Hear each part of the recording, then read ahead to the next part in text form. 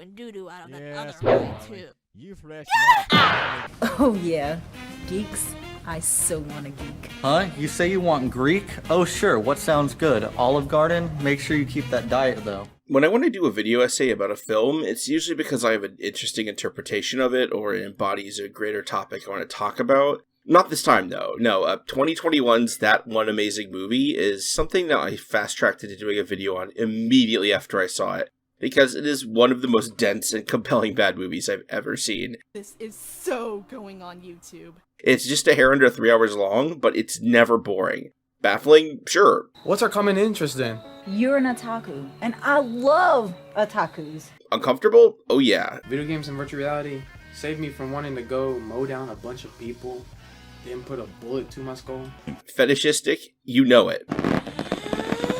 Oh yeah! How you like this massive pot belly? But this was a movie where phones stayed in pockets and chores continued to be put off the entire time it was running, which is an achievement after a year of quarantine. The basic premise of That One Amazing Movie is that there are 3 computer hackers that are hired to go into a virtual world to fight a rogue AI, and then things just keep happening.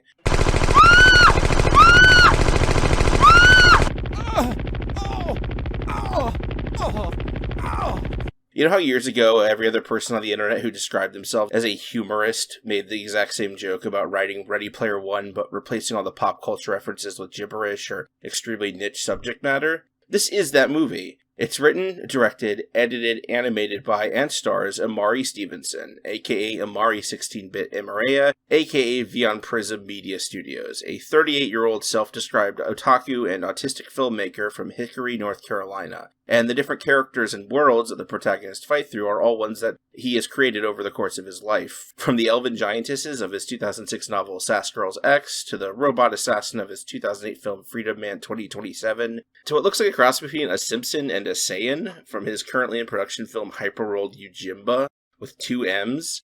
Amari Stevenson is a relatively obscure internet figure, and on top of that, his websites are all dead links, and his book is out of print. So in addition to showing off this incredibly funny and unique film, this video is also going to serve as a little bit of a crash course in Amari's history. First and foremost, I want to make it absolutely clear that I don't really have any ill will or genuine malice towards Amari Stevenson. This isn't a Cool Cat or a Neil Breen situation where some wealthy white dude uses his ill-gotten money to make vanity projects about how awesome he is. This is an otaku fail-son of color who has been plugging away at movies for almost 2 decades. There's a lot of stuff in That One Amazing Movie that is problematic, and I'm definitely going to call it as I see it. Women nowadays are forgetting what it means to be a woman. I want a man in my life, to comfort me and call me their baby, as long as the men act how men should act. But I'm not going to belittle a fellow neurodiverse creator. Anyone who has gone their entire lives kicking around a book or film or game idea in their heads, but never actually gone to the trouble of trying to create it due to laziness or insecurity, should recognize how hard it is to even make a bad movie, and even harder to do it so sincerely. So the way that Amari keeps churning stuff out in relative obscurity is pretty inspirational to me, even if the end result is a hilarious nonsense. Secondly, this video is going to be going through the film from beginning to end, but I would definitely recommend that if you have any interest in That One Amazing Movie, that you actually watch it. Currently, it's only available to rent or purchase on Amazon, which sucks if you're like me and you go out of your way not to give Amazon money, but I've included the link in the video. When we start the movie, one of the first things we see are misspelled subtitles. It's like a microcosm of how weird Amari's approach to filmmaking is, that he can spend years animating and shooting a film, but can't be bothered to check that his subtitles actually match what's on screen. I'm going to be sticking to my own YouTube subtitles for this video, but if you watch the film proper, I definitely recommend turning the subtitles on for added comedy. Also because the sound mixing is terrible, and a lot of the time dialogue is going to be drowned out by stock sound effects and music. The film's first 20 seconds are a microcosm of what's to come. Awkward and totally out of place giant boobs, self-promotion, a title screen that is an homage to Mega Man yet uses an Art Deco font, and 3 main characters just shouting empty exclamations into the ether. The opening credits are a montage of all the different characters that are going to appear in the film. As I mentioned earlier, everyone in this montage is from past Vion Prism projects, like Eternal Guilty Ambition, which is a 45-minute CGI film that currently can only be watched on Amari Stevenson's own IMDb page. I've included a link in the description along with some of his other videos I mentioned. Yeah. What? What? What? What? I was not expecting it to get that weirdly horny that quickly. 2 minutes into the film, we get our first breast expansion scene, and our first muscle growth giantess scene. Yeah, that's one of the things about Amari that sets him aside from his peers. He apparently has a bingo card full of fetishes and loves to just riddle his work with them. It's totally unexpected and often doesn't even have an explanation in universe. It's just a thing that women do because it makes them horny. Usually I find excessive open horniness like this to be a bit of a turnoff, but the fact that it's all this weird, technically safe for work stuff like muscle growth and giantesses and femdom kind of makes it go full circle and become funny again. Like, it's an unintentional parody of the shitty gratuitous fan service that riddles most anime. Another hallmark of his film that you'll see in the opening titles is how derivative it loves to be. The characters of Super Demolition and Escape Brothers are very obviously supposed to be send-ups of the Super Mario Brothers, but thanks to how they dress and act, it's more like somebody's weird fan character. Between that, his fetishes, and the fact that Amari is a Christian and shouts out God and Jesus in the end credits, this movie just has an incredibly DeviantArt feeling to it. God. The alternate dream workspace. Ah.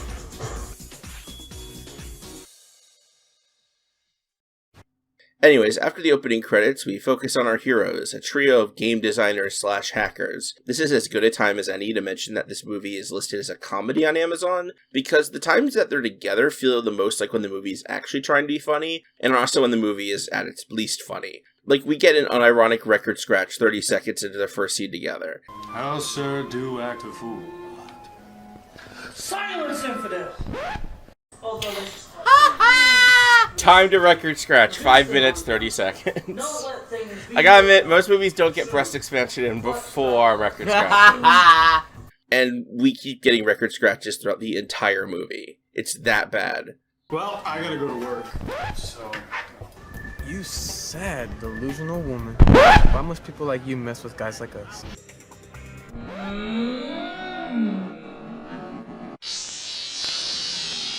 Will we have sex? At this point, I was starting to worry that the majority of the film is going to be like this, but luckily most of the film takes place in virtual reality, where they have different voice actors, and most of the dialogue is them quipping and making reactions, and the in-person scenes get a lot weirder as the movie moves on. What kind of torture is this? It's a sick creation of my past. No! Don't kill those kids! I didn't do it! Steve is absolutely the worst of them. His one gimmick is that he talks in a British accent and makes a bunch of medieval references and carries a sword and calls people infidels and heathens, and he is so annoying. He feels like the one guy at Anime Club that nobody wants to hang out with, but thanks to the geek social fallacies, nobody is actually willing to tell him to leave, so he just kind of awkwardly shits up every party and social gathering you can't keep a secret from him. The other characters don't really have much personality since they're all written in the same voice, but at least they talk fast. Steve stumbling over his words and mumbling just takes so much wind out of his sails. I really cannot exaggerate how often this guy stumbles over his lines. It's like he's like Dr. Light from the beginning of Mega Man 8. I got a question. I probably ain't got an answer. One of you, what he's doing. Can not 3 friends just chill out in a gazebo? Whoa, man! You're gonna put an eye out with that, man. Let me get right on that. Admiral Dick Breath. Is it going to take a large amount of gold? Cover all the energy immediately, Mega Man. Many thanks to ye, fair Amazonian maiden. We may be able to locate another energy emission from the radar room. What do you think? About what? A love life? The fact that we just hacked into a major media corporation? You really could have done another take on these, bro. We get that one single scene before the women start showing up. Hey, fat girl, the folks up in North Carolina want you to do a photo shoot. Are you up for it? Fat girl. Refuse so barbarous. You butt-ass ugly insult to humanity. How dare you? But sure, boy. No prob.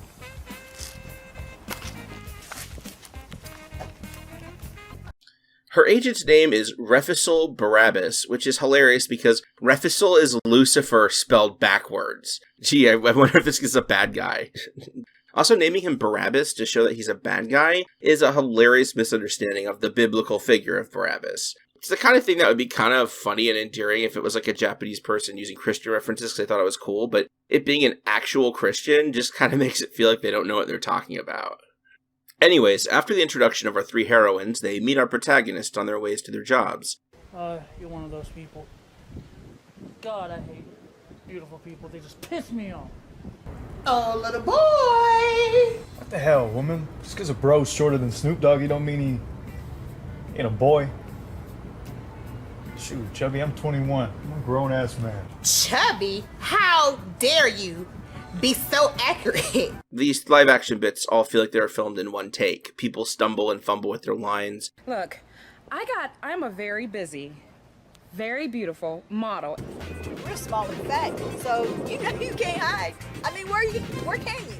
You're all mine. You can hear the wind and ambient noise picked up on the microphone. It has a lot of modern updates. Plus, 0 to 60 only takes 2.3 seconds. Come on, the fastest Lambo, the Veneno, does it at least 2.7 seconds. Yes, so? Ever heard of upgrades? And the automatic focus and color correction and use of natural lighting means that everything is overexposed, which is especially bad when you're dealing with a dark-skinned actress and it makes it physically hard to see her. It also really drives home what Amari does and doesn't focus on, that he can write all this vast sprawling lore for his characters and spend years lovingly animating fight scenes, but he can't spend like a minute messing with the white balance on his camera. I bet it's this dude's car in real life. Yeah, this is definitely like a car. It's like at a gas station with like 3 other modified cars, like 1 in the morning on like a Friday. And they have like a hentai sticker on the back of it. Yeah. OMG, Claudia and Erica hanging out with a bunch of nerds and geeks? Holy hell! Judas? And refuses. What are you doing here? Judas Barabbas is probably my favorite actor in the movie. He feels like someone who actually does comedy and knows how to act, and he just stands above everyone else. Like this movie's equivalent of Brian Ferenzi in Video Game High School. Anyway, girls, pub stomping is when a pro like me goes into a random server and lays down the, let me hear you out there! Love this crowd. Shut up. I am not a dickhead, okay? I'm a sensitive American male. Which is weird because IMDb doesn't credit his actor in anything else, so maybe he's just naturally charismatic and the bar this movie sets is just that low. Anyways, Judas reveals that he paid the models to pretend to be in The Boys, because he's evil. Well, these top divas decide to mess with these immature men children and pretend they're hanging out with them. I mean, it's the perfect publicity stunt. Man, children, you better watch who you're talking to. Oh, okay, right. Someone called the zoo, one of their apes somehow got loose. But come on, how many women like these actually hang out with these kinds of people? They live with their parents, most are overweight, and they worship Marvel. I mean, they're the embarrassment of American society. Is he right? Is this just a publicity stunt? Oh, by the way, DC's way better than Marvel. Yes. Don't let the non-door hit you with the non-door sign. I didn't even like that. It's not a door. Why say it? I was trying to be funny! Oh my god, funny. Steve, you idiot. The boys go back home to lick their wounds, and Steve delivers some more amazing Steve-level acting. What do y'all think about those models that effed us in the A today? Missiles? Oh, God, this boss. But yeah, let's talk about those models. He's wearing the shirt inside out. It's a Dragon Ball Z shirt, and he's wearing it inside out so the logo isn't on screen. That's so funny. Holy shit. Couldn't get him a black t-shirt? Non-self-insert grumbles about how people like Judas are why he had to become a hacker in the first place, while self-insert admits that he was driven to invent the Hyper Mental Homeboy, their VR device, to spite the bad guys, and it's the only reason he hasn't become a mass murderer. But at least now we got the digital realm to turn to now. Video games and virtual reality saved me from wanting to go mow down a bunch of people, then put a bullet to my skull. Speak thy truth. It's super dark and out of place, especially considering that character is Amari's self-insert. Thankfully, opportunity knocks, or beeps, in the form of a job offer, featuring one of my favorite shots of the film as self-insert struggles to read through a slow zoom on a continuous take. Whatever, Baron von Blummer. Well, let's see. Hear this. Hi, my name's Mark and I'm the manager of Floor Marked, which is a small but technological advanced online only retail store. We have recently purchased Cinetaz, Yimnem Media's promo digital models to help promote our sales, but however our customers find them too provocative to our main audience, and we're trying to delete them but can't. These models are too advanced for any of our programs to delete, and we can't afford high and programmers. We read about you guys at an old Craigslist post. Perhaps you can help us, please? The dog was running. Man, what? Man, let me see that. So, it's a pretty straightforward job. They use their virtual reality headsets to jack into cyberspace, beat up a virtual woman whose programming is so advanced it can't be deleted, and then get paid. As any fan of the cyberpunk genre knows, the most important thing about cyberpunk, the thing that really determines whether or not you could even call something cyberpunk, is how kickin' rad the sequence for suiting up in your hacking gear is.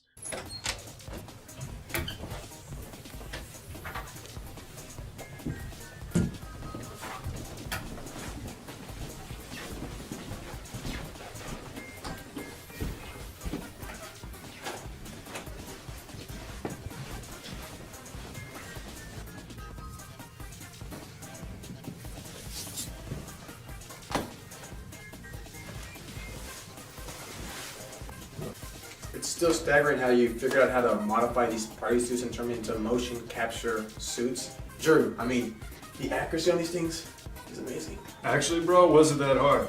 You just install a couple Wi-Fi based sensors in the major joints, and bam, you got yourself a homemade motion capture suit. I mean, do you know how much the real ones cost? More than anybody can afford. Also, since we're using tablets, the tablets already have this built-in accelerometer and gyroscope along with its built-in Wi-Fi. It will do the rest as far as head and body motions go. VR boys! Crank it up! It's climax time. So Wi-Fi. Good luck, YouTube on. It's draining the Wi-Fi. Bandwidth. That was you. Me? Yeah.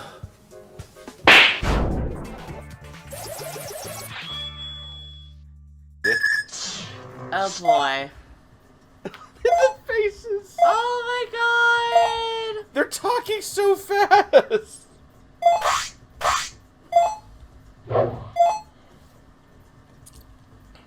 I can't read this fast. Yeah. Oh no. Oh no, this is so much. What? No, it wasn't done. You can't read. This movie's 3 hours long, and this is them speeding through this. Those were like rules to this universe, and I didn't even know the second one now.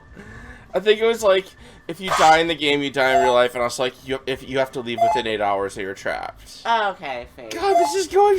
What the fuck? Oh my god, how's anyone supposed... What? Every VR segment has the gimmick of being presented as if it's a different genre or era of gaming. The problem is that for as much as Amari loves to brag about being the ultimate otaku gamer, his fake games look really, really bad because at his heart, Amari is someone who doesn't seem to actually know all that much about game design. If you pull up the design documents for iTeam from his old websites, there's like 3 paragraphs saying things like, this should play like all the games I like put into one, but better, and we should give it really good graphics and AI before drowning in a sea of proper nouns and lengthy character bios. Like how he puts up a health bar because that's a thing games do, but he makes it opaque and covering a quarter of the screen because he either doesn't understand shot composition and user interface, or he just doesn't care. It doesn't even change to reflect that the characters are being damaged, or show them recharging their power before pulling off special attacks or anything. It's just a cargo cult understanding of how games and movies work. It's just these models are so lazy. It's such a cop-out to be like, oh, it's a retro style move, you know? Yeah. And like, if the visuals were bad, if it was like cool or interesting, I'd still like it. Like I love the Hex, and that's a game where everyone will sit there and go animate. And it's like the same plot almost, about like going into different video games. Yeah. And that's good. Anyways, I'm not going to go play-by-play for every CGI fight scene in the film because then we'd be here all day, and these things are just so chaotic that descriptions don't really do them justice. Just rest assured that if anything particularly interesting happens, I'll include it.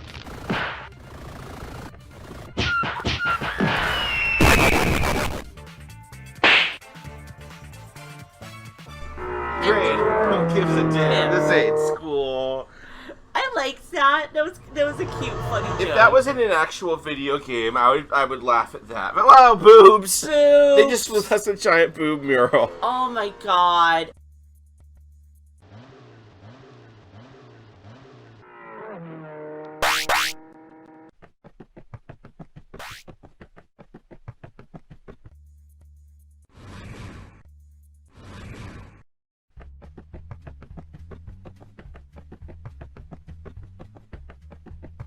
What?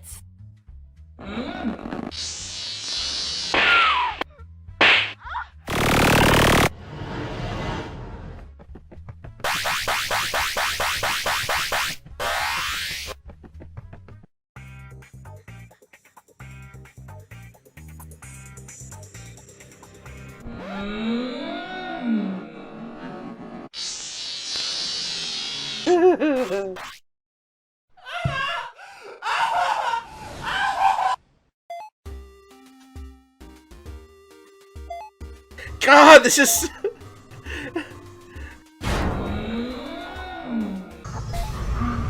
This is like somebody got their first boner when they got the Metal Mario cap in Mario 64.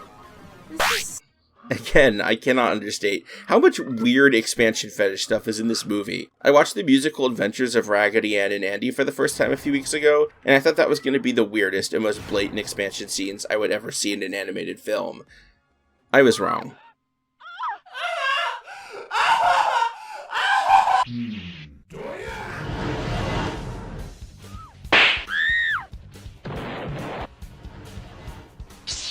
Melee, harpoon.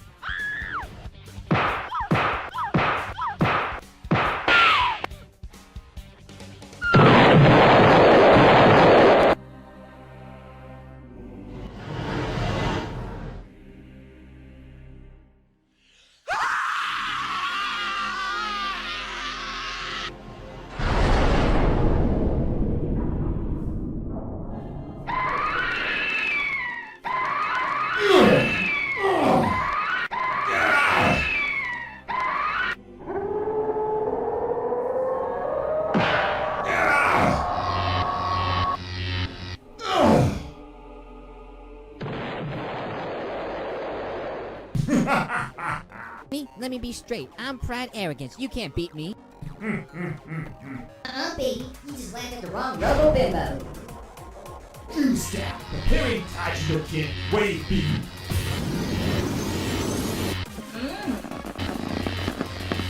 Feel the power of human arrogance.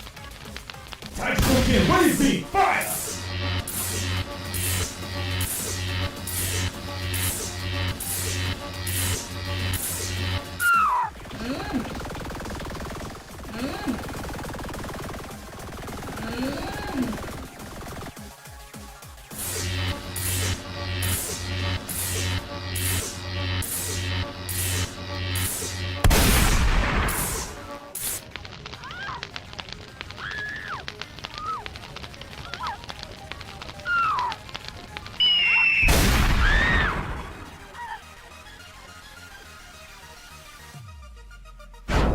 The evil AI defeated, the boys celebrate, because now, in addition to a payday, they have proof that the Hyper Mental Homeboy works. We cut to our corporate villains, which, by the way, are satanic money spelled backwards, where the evil plan is revealed. Well, howdy, Jane. Where's Tarzan? They are planning on replacing real women with photorealistic computer-generated women that look better than any actual woman could, and in doing so, getting to control the world. There's a lot of talking about how Hollywood and the media control the world and are corrupting people, and it comes across less as a nuanced critique of manufacturing consent and more like something Alex Jones should be yelling about. The ladies are having none of it, of course, and are fired. Back home, the hackers receive an acceptance letter to the Innovative Tech Show, which will allow them to hopefully find an investor in the Hyper Mental Homeboy. We got a golden envelope! We got a golden envelope!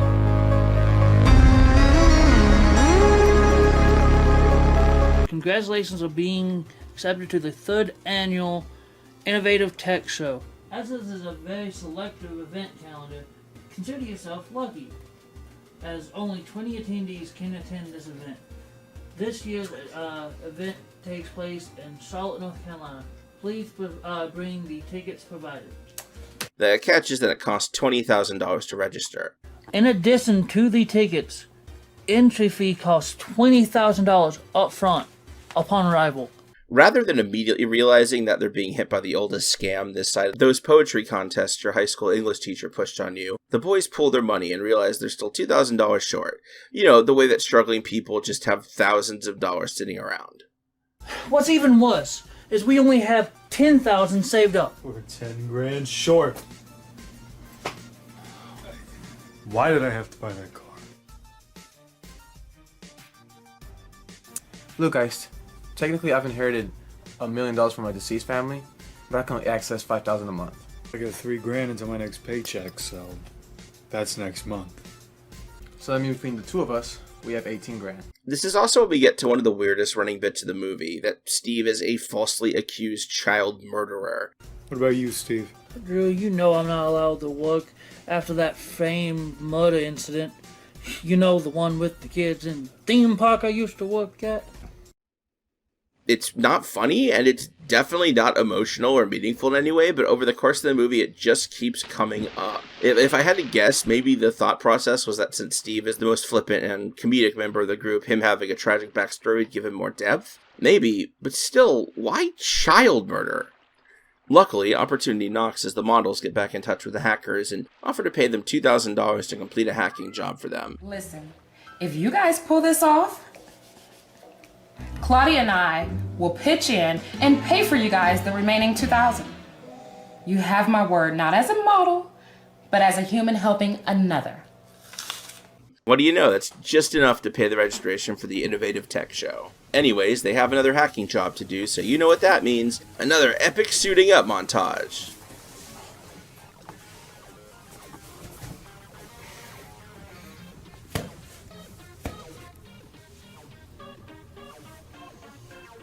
My brothers in arms, thou have been summoned for the greatest quest thine have ever seen. I mean, hell, there's just $2,000 on the line. Our quest is to infiltrate Syntaz Media's stronghold that resides upon the clouds and plant viruses deep into their networks to prevent them from producing false images of fake maidens with no asses, no tits, nothing. How dare they? I know. Our futures very well could be put in jeopardy here. Boys psyched for this?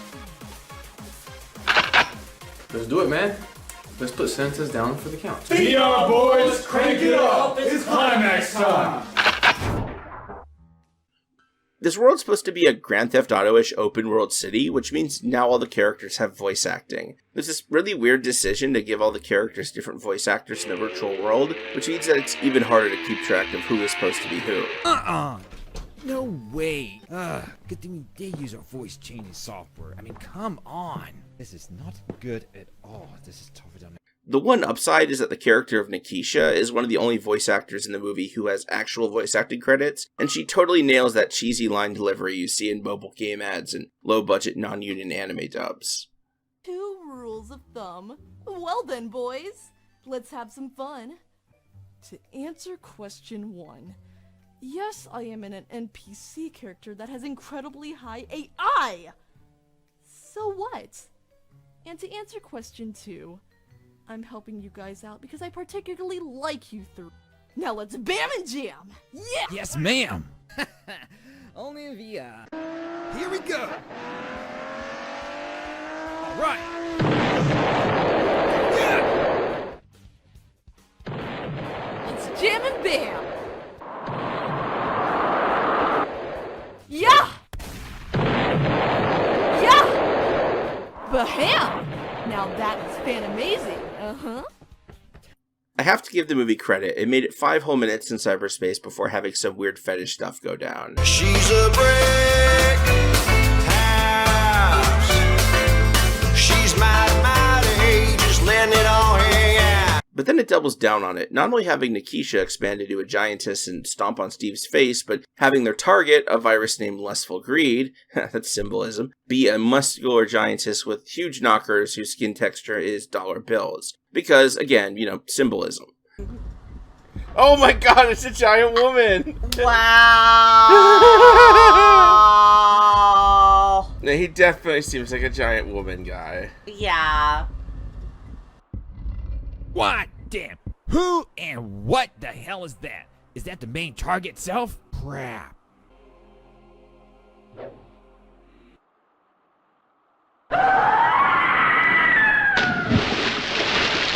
God, that little sweet little splash, and now it's Sonic Adventure. Yeah.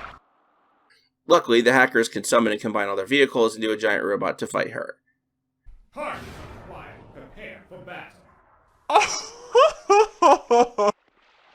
Drill mode activate. Preparing for hand-to-hand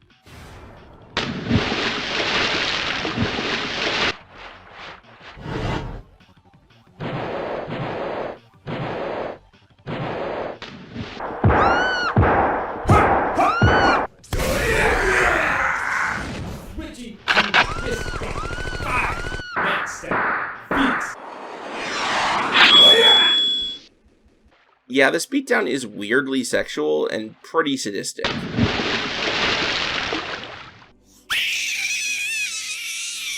Bell in now.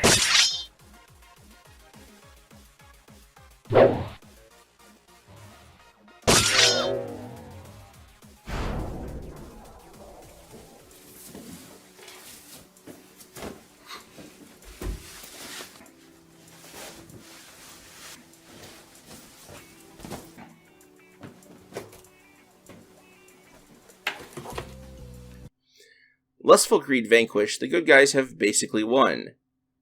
At least they're supposed to be the good guys. I feel like we're starting to edge into Neil Breen territory here, especially with how they're having minutes-long conversations complaining about how famous people suck and women are stuck up and America is going down the tubes and the media is all responsible and complicit. I am about fed up with humanity. I mean, just look at the way America's going. Yeah, seriously. You know, Nikisha, even though she's an artificial human, she is nicer than most shallow, stuck-on-themselves women. And I know she's programmed to be like that, but after a while you forget she's programmed, you know? Yeah, I know what you mean. I mean, do you think women nowadays are being too difficult and independent for men? Well, sort of. But come on, look at what men put women through these past decades. We deserve our respect now. I understand that, but we don't need to act like we don't need a man. Taking me, for example. I'm a bodybuilder, sure. But there's more to me than just working out and looking good. It's the multimedia's fault. I mean, they think they can get away with anything. But yeah, most popular high-profile people are jerks. And we help those jerks out, man. I can't stand those people. Nor can I tolerate them.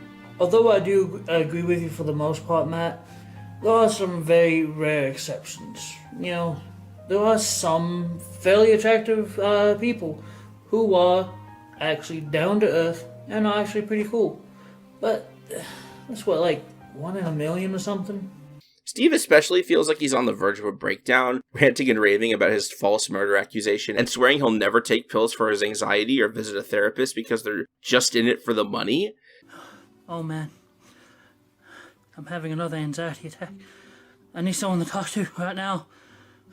Drew, Matt, someone, just anyone. I'm not seeing a therapist. There's only in there for the money. And I'm not taking any pills either. Instead, he's deciding to take solace in the company of a virtual woman. There's nothing inherently wrong with that concept, I guess. I really like the 2013 Spike Jonze movie Her, which is about a guy falling in love with his phone's AI. It's just that a topic like that requires a relatively nuanced understanding of the human condition and technology. And Imari... Oh, come on!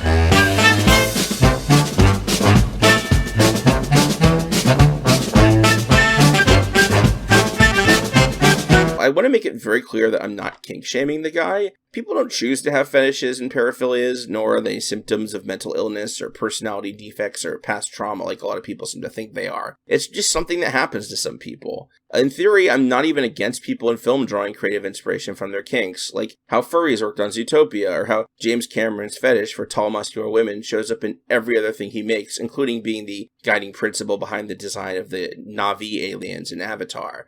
I'm making fun of all the fetish stuff in this movie for the same reason I make fun of the sex scenes in The Room or shitty fan service in anime. It's so out of place and contributes nothing to the film while looking ridiculous the entire time. Speaking of being out of place and contributing nothing, here comes more old Imari characters. Passion and Desiree are giant robot alien women with expansion powers from his 2006 novel Sass Girls X. Yes, Sass Girls X! That's the book I read some of. Oh, wow. I like that you didn't question why I read this book.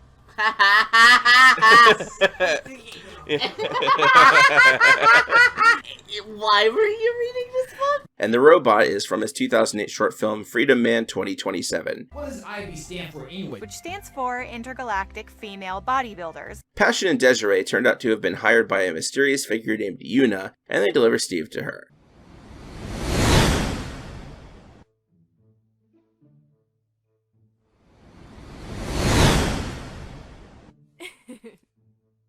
Well, greeting, dear friend. I am... Flat-chested hooker, please. Asshead, what you say about my chest? You heard me, washboard. Ah! Ah! Yo, ho, ho. No need to resort to violence now.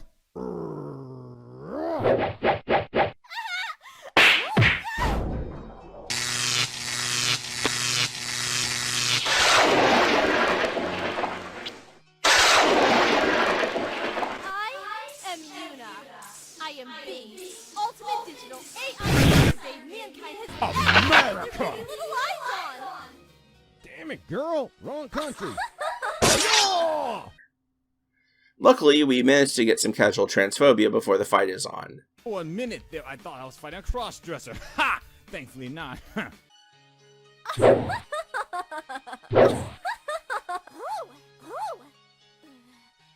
Anyways, what?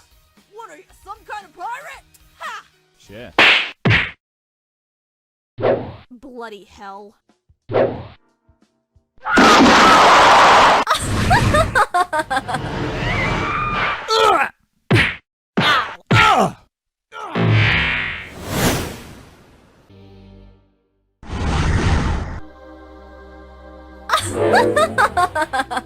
What?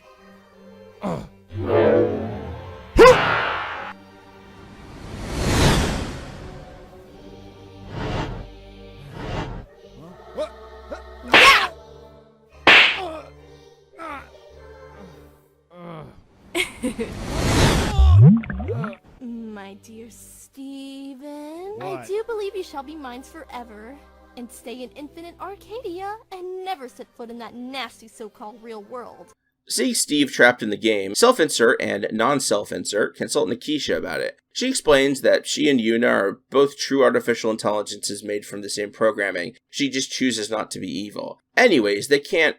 Oh my god, that animation. Anyways, they can't just pull the VR headset off of him, because if they do that, then the shock will erase his mind, and they'll send him to limbo. So if they want to rescue their friend, they're going to need to go into the game and pull him out themselves. VR boys, crank it up. It's climax time. Go get him, Tiger and Tony.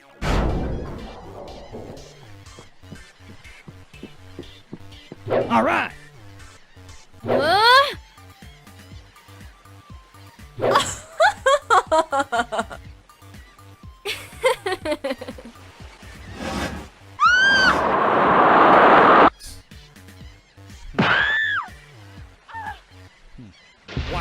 Good one.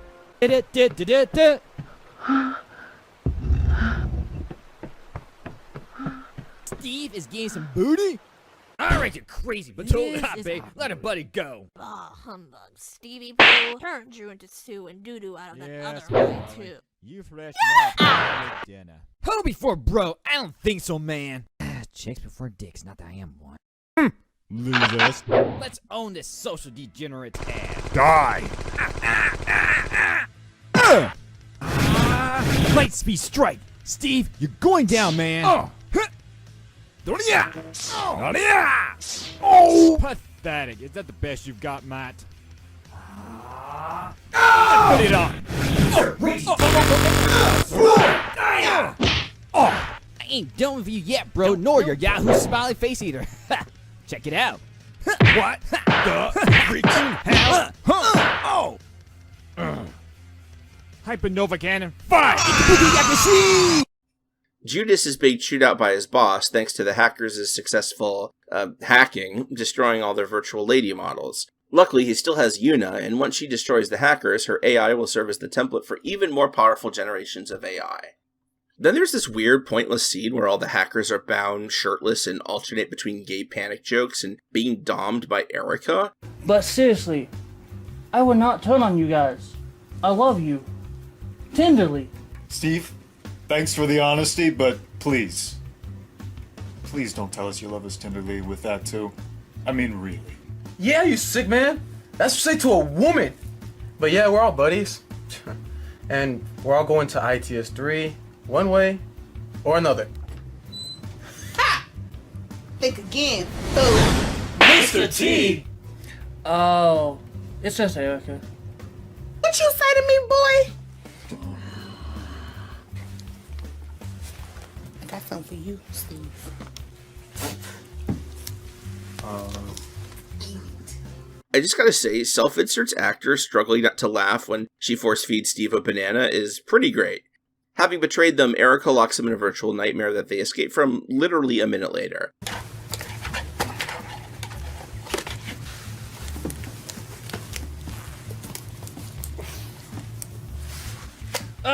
What you doing, you foul winch? I got your winch. Well done, Erica. The boss will be pleased. Alright guys, how do you enjoy our virtual experience?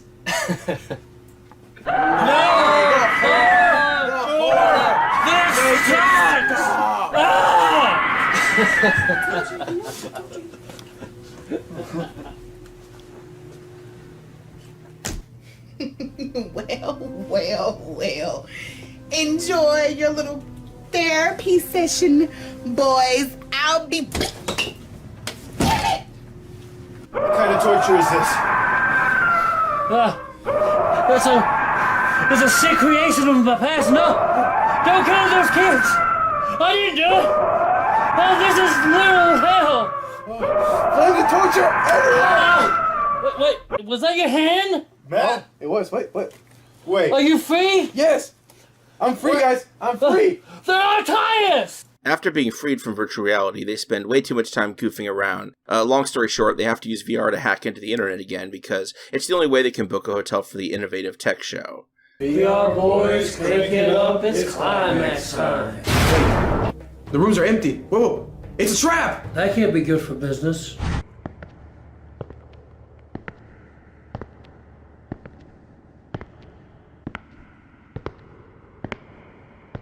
Welcome to Floor One. This is where I have a tad bit of fun.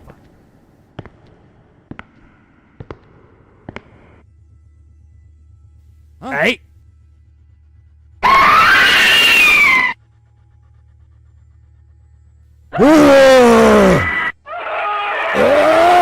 Guys, it's an ambush.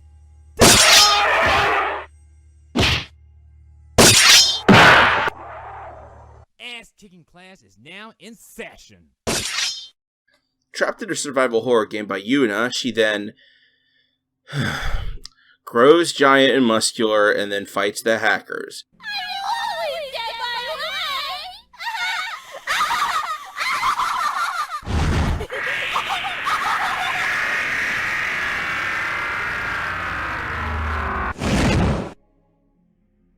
Luckily, they're saved by a woman who inflates like a balloon. It's two characters from Eternal Guilty Ambition, a 44-minute film. You can currently watch for free on IMDb. Mamacita, tiene bastante cuervas. Ay, qué rica.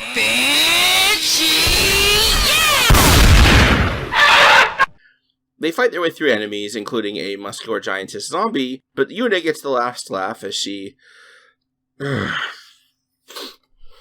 vores the defeated monsters and grows to the size of a building. I think I just got fetish bingo over here. So you managed to escape my lovely home, did you? But the fun is... Far from over, sunny boys! Anyways, what better way to defeat a giant woman than with a giant robot? This duel ends now. Yes, indeed.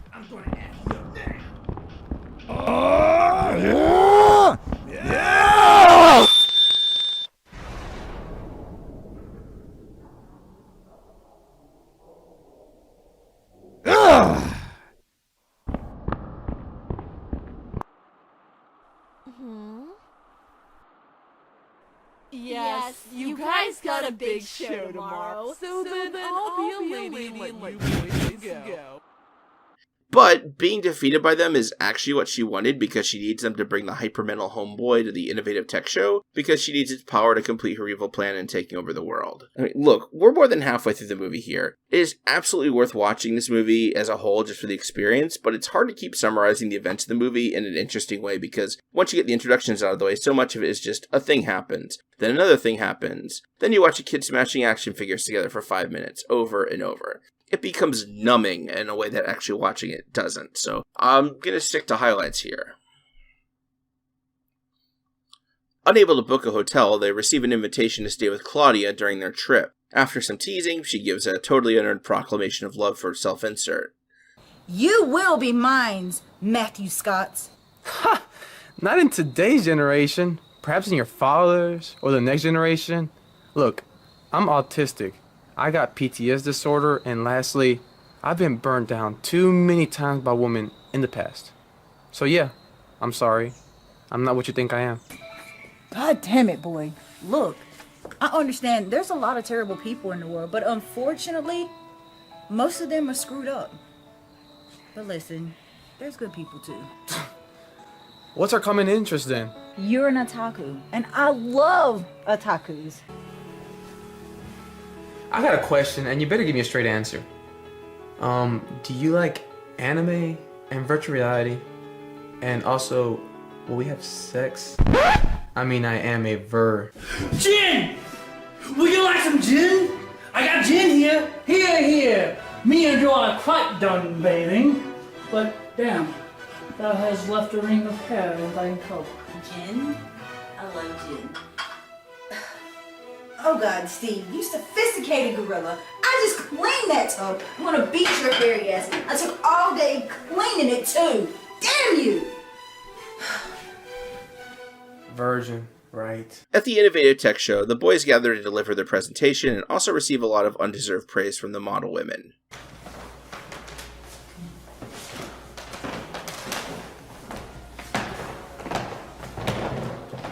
People frown down upon. Oh, it's a risky business.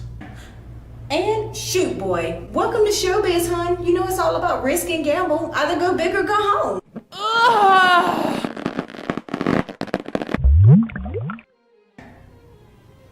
Talk about good timing. The reason that I tease you so much is because, well, I like you.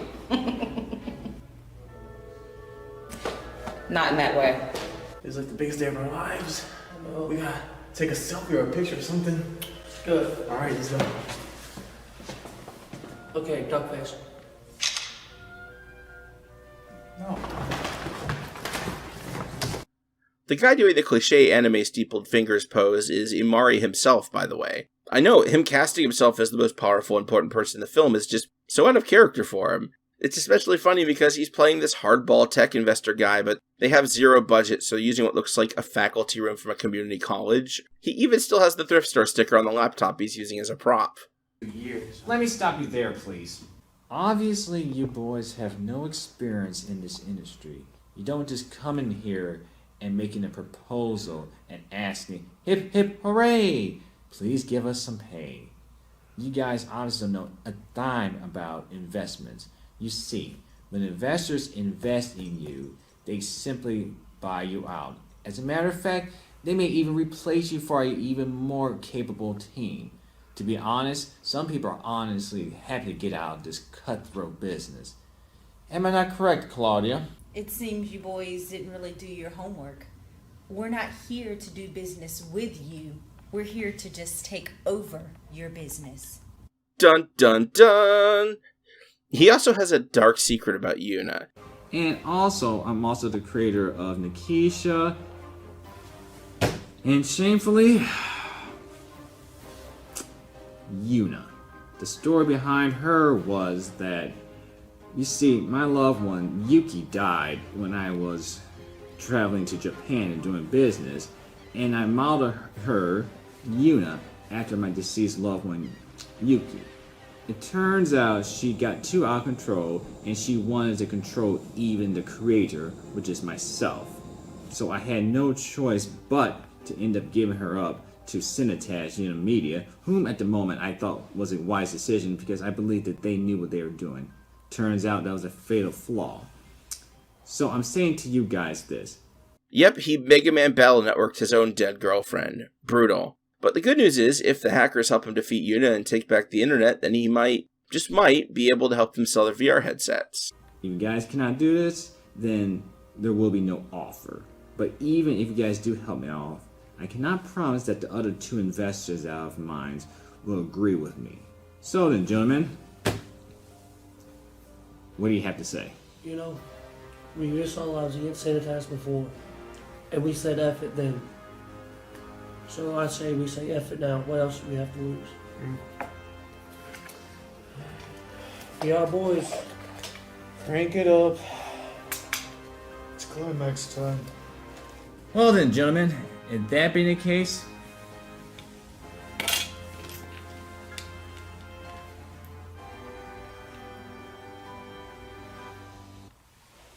VR boys, crank it up. So here we go, heading into the final battle. Words can't do any of this justice, so just buckle up. Right. You heard him, mates.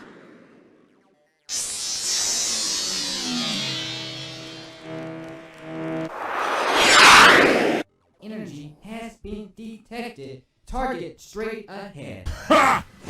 To your doom, boys! How do you enjoy my phantom? You think you'll be able to defeat me that easy? I don't think so. Hey, girls, long time no see. Nice. Damn!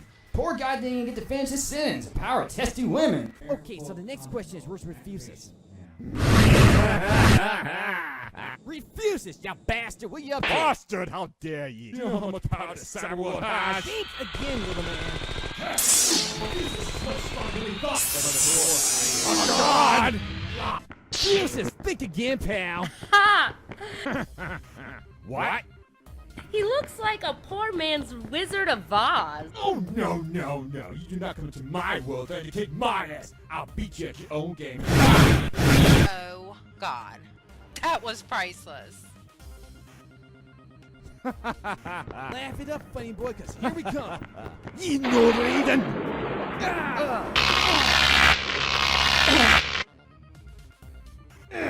Rito, level 3.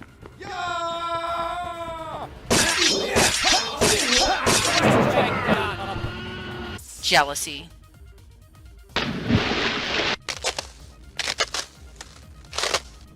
Oh, yeah!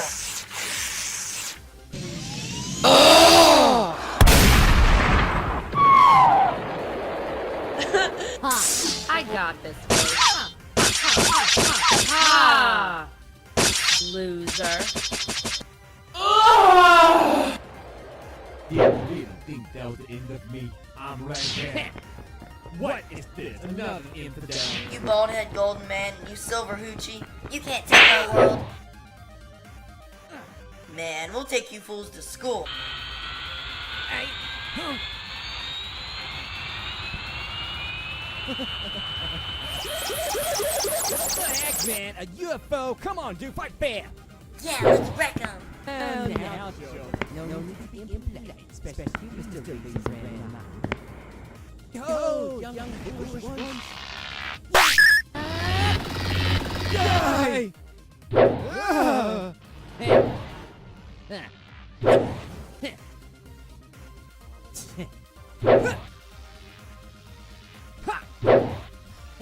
Here you go.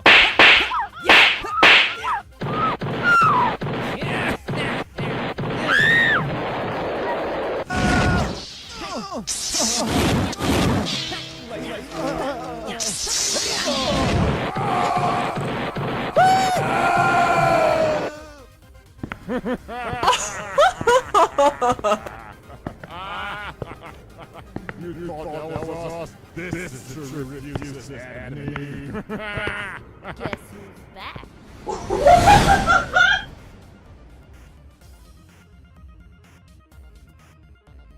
Excellent. British? Oi! Huh? Oi! Oi! Oi!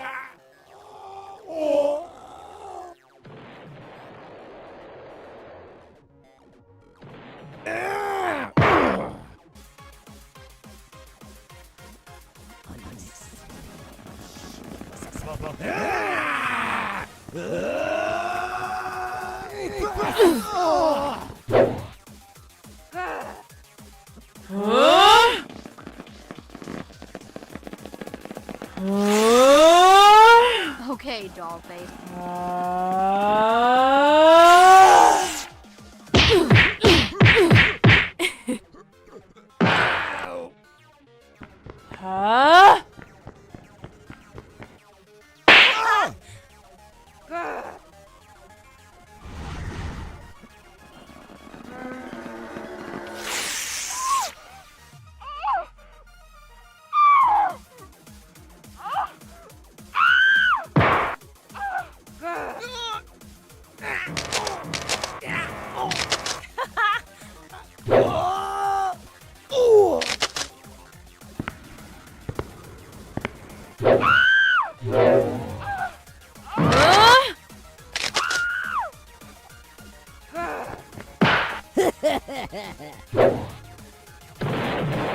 Enough. It's time we end this.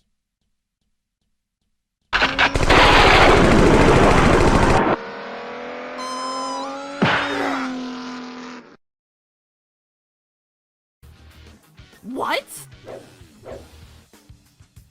Ah! Hoo yeah, let's jam and bam! Alright, let's do this now! Whoa! All right. Yeah. Come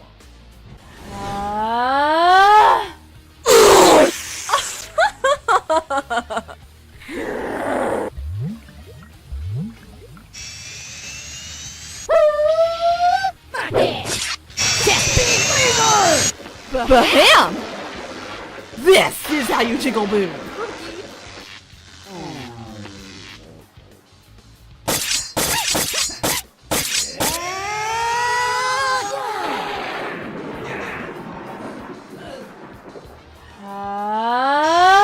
Oh yeah!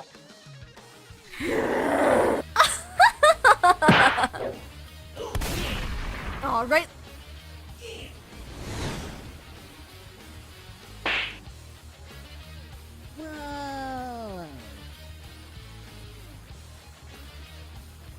That was amazing. It's epic go time.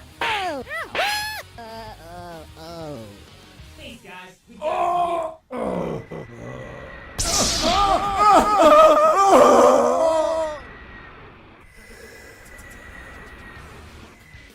I don't need to have a gamer to control me. Blast! Everybody, take out the headsets immediately! This is getting too dangerous! Log out! No! We finished the job. This ends now! I want you to stay with me. Forever! Oh, really, Yuna? Besides, who really wants to go back to reality, huh?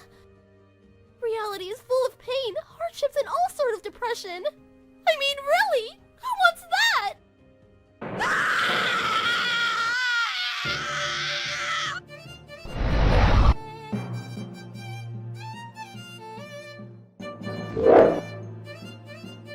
Yeah! Ain't happening.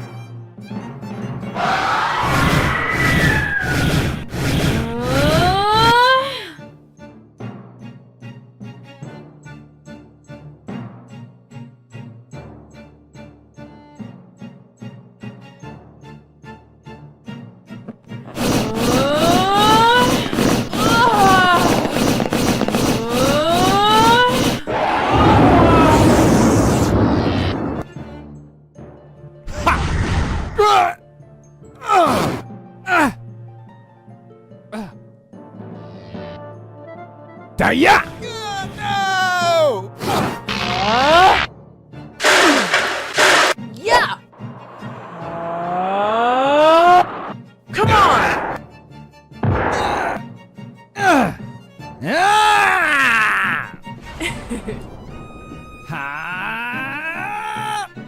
Let's go!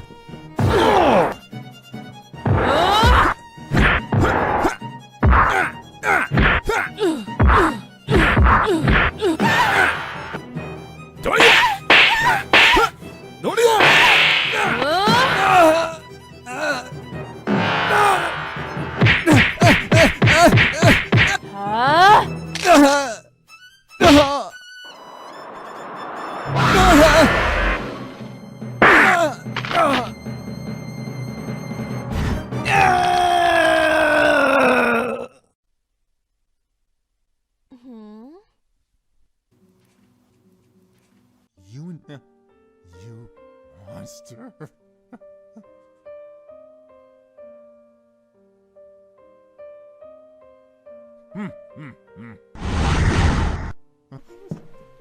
Drew, man, my only friends. Why?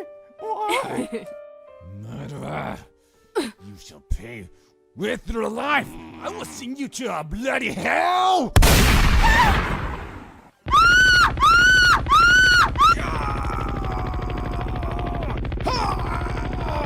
Vengeance is mine, said the Lord. No, vengeance shall be mine.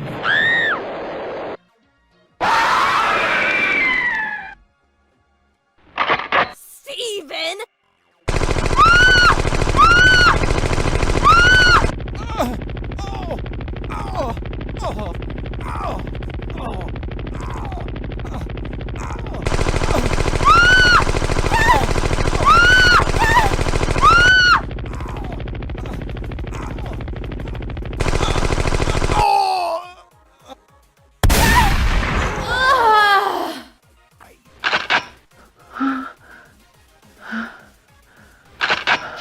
Hypernova can of fire!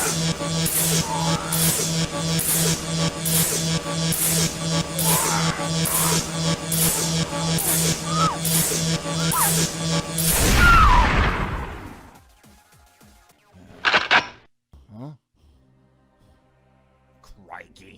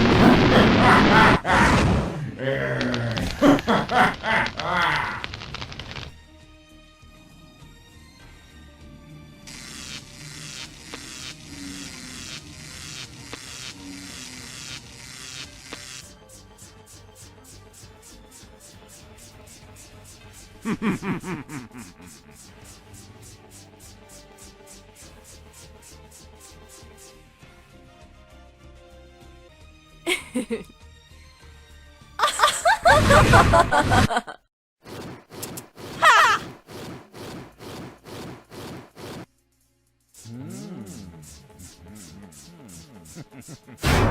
Oh!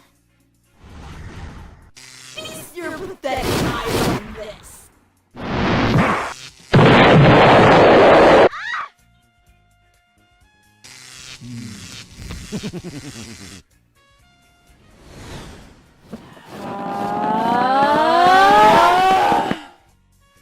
What?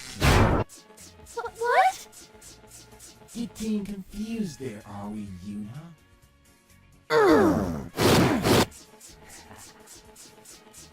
Are you?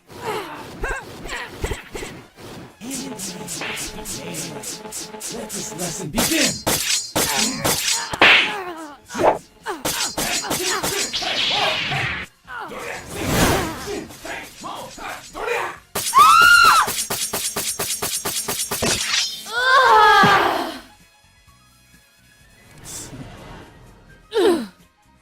Does this seem familiar? Be gone!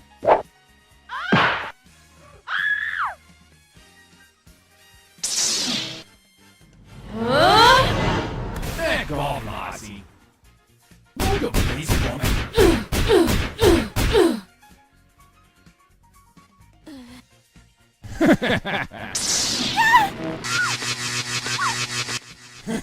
I ain't done had my way with you yet. I'm gonna play you ass like a drum.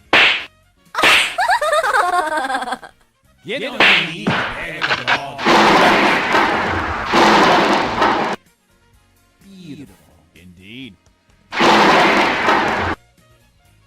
Like, ow! What's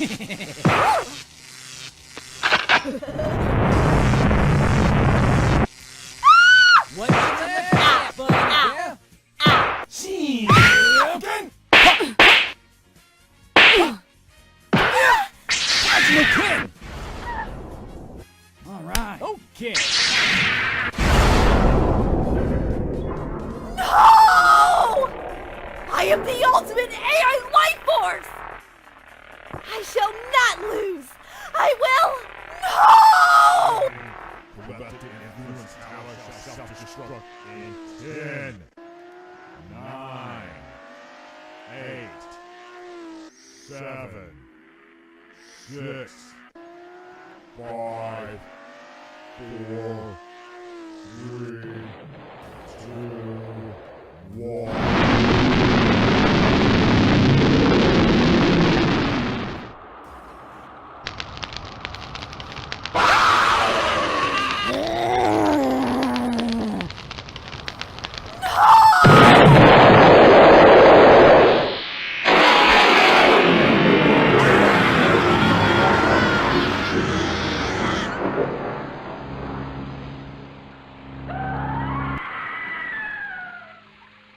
I summon both of you to my aid!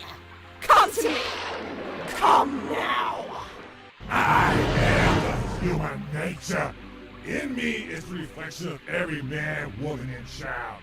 When anyone gazes upon me, they see themselves as they truly are. Bah! Victory is not yours. Yours. Destroy them. Destroy Send them to them. hell. Send them to hell. Now it should be you who shall burn in the lake of fire. Attack!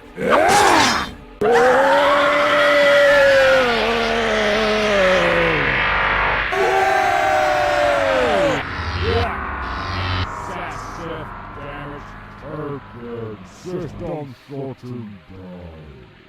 System shut down. Lance, Akazuma's main system is shutting down. Not good. Wrath of humanity. It is the job, Yuna, and an appeal to your god.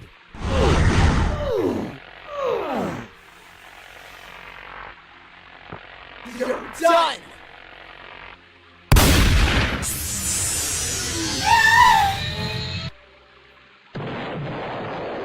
No, Yuna, you're the one who's finished. Come on.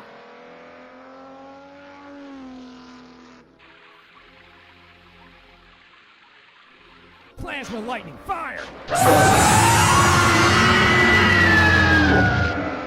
Yeah! Again, it's on you. Got it, Emery!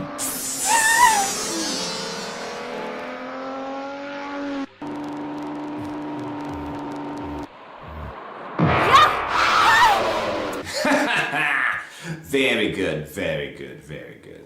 Now then, follow my lead. Together, we shall form Golden Emperor Zion no Yazil. He is the most powerful creation I've made by far. Enough! Synchronize anima sequence. Let's come together. Cyber God, Zion Akuma, get into formation. Indeed. Dragon Son, prepare to form armor. Eldest Son, form backplate of righteousness. Youngest Sons, form shoulder pads of courage. Second Eldest, form boots of bravery. And finally, Itazuma, provide the wings of freedom and the helmet of faith.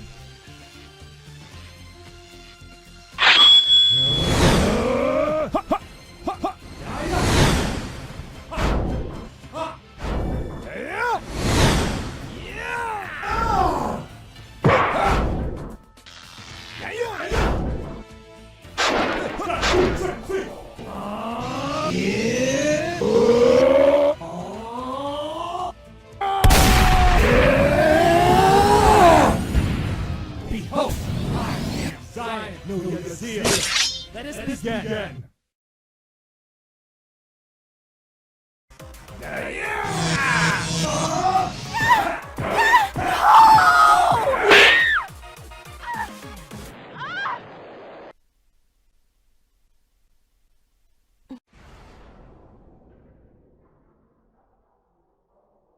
Douglas! Help me! No! I don't want to be deleted!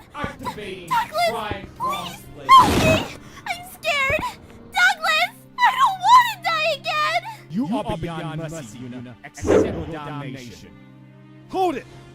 Mad Hardy Boys, Zion no Yazil. Yuna Yuki has regained her senses. Please pardon her, I beg of you. Open your eyes, you fool! We'll only get our justice, huh? Please, friend, I beg of you, let there be peace in your heart. Only I and I alone should decide what happens to Yuna. Yuna Yuki, I have no intention to lay a hand on you no more. Come, let us reason together. If not, destroy us both. As you wish.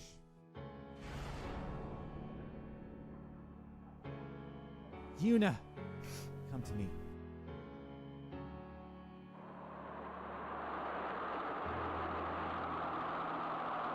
Come, let us enlighten the human nature, shall we? Humanity denies the truth. Perhaps, but humanity can also deny their own human nature and accept. For this and this alone is the power of the free will, the greatest gift ever.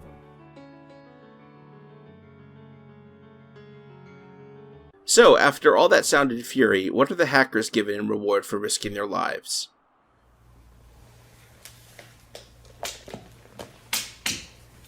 Mm-hmm.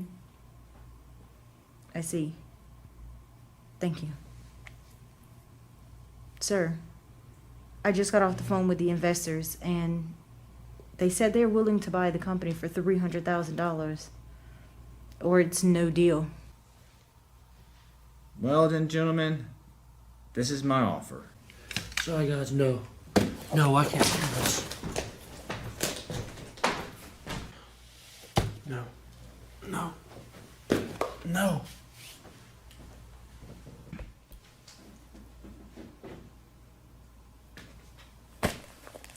No. Okay? No. It's in the end. Yep. Having seen the way that media corporations will destroy humanity in the name of making a profit, they decided to ultimately reject capitalism and refuse to compromise their vision. The end. I mean, realistically, Hyper Mental Homeboy was a success, but he didn't buy it, so. Yeah, they're literally killing themselves after having their dreams of fabulous wealth denied them. This game called life comes to an end. It has to.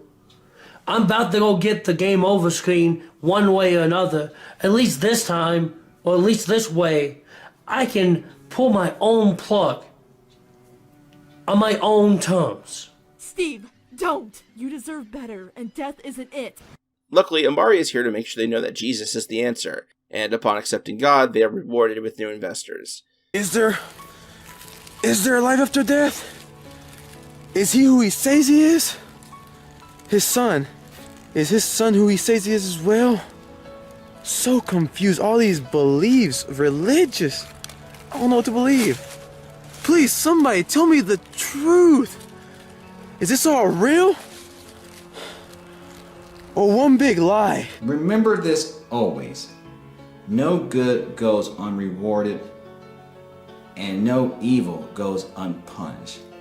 Evil is only an act of self-gaining.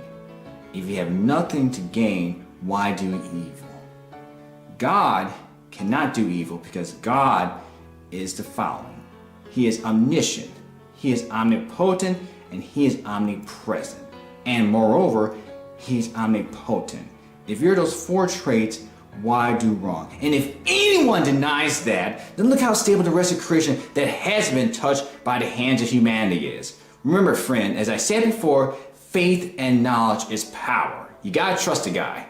Yes, this weird, horny anime movie ends with the creator pushing evangelical Christianity, and some really bad out-of-place fourth wall breaking. Oh, and by the way, we have a new manager. She's actually gonna see us today. Like, oh my god, this is so predictable. It's Claudio. I want to talk to the viewer. You know the whole fourth wall thing? Oh, and also you can see the camera in the reflection of Imari's glasses. Thank God, this movie is finally over. As I said earlier, this movie is very numbing as it goes on, but I still had a lot of fun watching it. It's just so unlike anything I've ever seen, and I've watched a lot of bad movies over the years.